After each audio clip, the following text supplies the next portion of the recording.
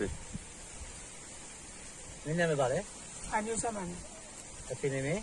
တောင်းအောင်ပါနဲ့ မင်းနေမင်း တော့ကြည့်ပြပါနဲ့ မင်းကိုယ်ပိုင်နံပါတ်ဘယ်လောက်လဲ လာ255ခွန်တုံည မင်းဘယ်တန်းကဘယ်ဌာနလဲ ဒီမနေ့နေသားတော့ရတဲ့ဘက်ကိုရပါနဲ့ အခုမင်းစကန်ဟုတ်ပြီကောင်းပြီ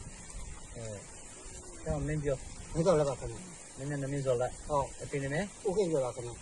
အမေနေမင်း 我几问吧，可能。 မင်းတက်ဘယ်လောက်ရှိပြီလဲ 都在心里吧，可能。 ဟုတ်ပြီမင်းကိုယ်ပိုင်နံပါတ်ဘယ်လောက်လဲ 那那当工少少的吧，可能。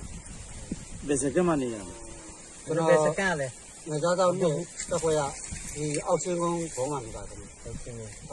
ဟုတ်ပြီမင်းတို့စကန်မှာလူငယ်ဘယ်လောက်ရှိလဲ 这少是吧，可能。 ဆက်ဆောမင်းတို့အဲ့စကန်မှာ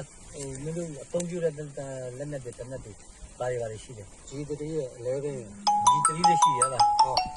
ဒီတလေးလေးရှိတယ်ပြီးတော့ 来的是。 MA11 အဲ့တော့မင်းပြော ကြည့်ပြီးတော့ဒီ63ပြောတာပါ PA63 ဟုတ်ပြီပြီးရင်နောက်ပါရှိတယ် အမေ11ရှိပါတယ် MA11 နောက်ပါရှိတယ် 这是个是吧？ ဒီလိုရှိပါတယ် pistol လေး 哦，啊，不